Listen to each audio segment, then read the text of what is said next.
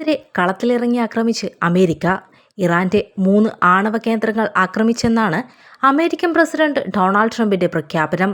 White ഹൗസിൽ രാജ്യത്തെ അഭിസംബോധന ചെയ്ത് സംസാരിക്കുകയായിരുന്നു ട്രംപ്. ഭൂഗർഭ ആണവ കേന്ദ്രമായ ഫോർദോ തകർത്തെന്നും ഡൊണാൾഡ് ട്രംപ് വ്യക്തമാക്കി. ഇറാൻ ചർച്ചകൾക്ക് വഴങ്ങണമെന്നാവശ്യപ്പെട്ട ട്രംപ് സമാധാനം അല്ലെങ്കിൽ ദുരന്തം എന്ന മുന്നറിയിപ്പും ഇറാന് നൽകി. ഇത് തുടരാൻ കഴിയില്ല. ഒന്നുകിൽ സമാധാനം അല്ലെങ്കിൽ കഴിഞ്ഞ 8 ദിവസമായി സാക്ഷ്യം വഹിക്കുന്നതിനേക്കാൾ ഗുരുതരമായ ദുരന്തമായിരിക്കും ഇറാനെന്നായിരുന്നു ട്രംപ് വ്യക്തമാക്കിയത്. നിരവധി ലക്ഷ്യങ്ങൾ ഇനിയും ബാക്കിയാണ് എന്ന മുന്നറിയിപ്പും ട്രംപ് നൽകി. ചർച്ചകൾക്ക് ഇറാൻ തയ്യാറായില്ലെങ്കിൽ പ്രത്യാഘാതം രൂക്ഷമായിരിക്കുമെന്നും ട്രംപ് വ്യക്തമാക്കി.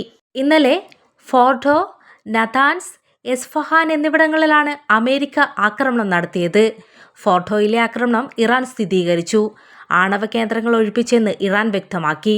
ഇറാനിൽ നടത്തിയ ആക്രമണം വിജയകരമായി പൂർത്തിയാക്കിയെന്നും അമേരിക്ക B-2 സ്റ്റെൽത്ത് ബോംബർ വിമാനങ്ങൾ സുരക്ഷിതമായി ഇറാന്റെ വ്യോമപാതയിൽ നിന്ന് പുറത്തു കടന്നെന്നും അമേരിക്കയും അറിയിച്ചു. ഗുവാം ദ്വീപിൽ നിന്നാണ് അമേരിക്കൻ യുദ്ധവിമാനങ്ങൾ ഇറാനെ ആക്രമിക്കുന്നതിനായി പുറപ്പെട്ടത്. ഇറാനെതിരായ ആക്രമണത്തിന് പിന്നാലെ ട്രംപിനെ അഭിനന്ദിച്ച് ഇസ്രായേൽ പ്രധാനമന്ത്രി ബെഞ്ചമിൻ നെതന്യാഹു രംഗത്തെത്തി. അഭിനന്ദനങ്ങൾ പ്രസിഡന്റ് ട്രംപ്. ഇറാന്റെ ആണവ കേന്ദ്രങ്ങളെ ലക്ഷ്യം വയ്ക്കാനുള്ള നിങ്ങളുടെ ധീരമായ തീരുമാനം ചരിത്രത്തെ മാറ്റിമറിക്കും. ഓപ്പറേഷൻ റൈസിംഗ് ലയണിൽ ഇസ്രായേൽ അത്ഭുതകരമായ കാര്യങ്ങൾ ചെയ്തു. എന്നാൽ ഇന്ന് രാത്രി നടത്തിയ നീക്കത്തിലൂടെ ഇതിനെല്ലാം അപ്പുറമുള്ള കാര്യമാണ് അമേരിക്ക ചെയ്തത്. ലോകത്തെ മറ്റൊരു രാജ്യത്തിനും ചെയ്യാൻ കഴിയാത്തത് അവർ ചെയ്തു, അദ്ദേഹം പറഞ്ഞു. പശ്ചിമേഷ്യയെ സമാധാനത്തിലേക്ക് നയിക്കുന്ന നടപടിയാണിതെന്നും നെതന്യാഹു പറഞ്ഞു. ശക്തിയിലൂടെ സമാധാനമെന്ന് ട്രംപും ഞാനും എപ്പോഴും പറയാറുണ്ട്.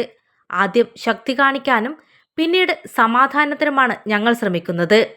ഇന്ന് രാത്രി പ്രസിഡന്റ് ട്രംപും അമേരിക്കയും വളരെയധികം ശക്തിയോടെ പ്രവർത്തിച്ചു. പ്രസിഡന്റ് ട്രംപ്, ഞാൻ നിങ്ങളോട് നന്ദി പറയുന്നു. ഇസ്രായേലിലെ ജനങ്ങൾ നിങ്ങളോട് നന്ദി പറയുന്നു.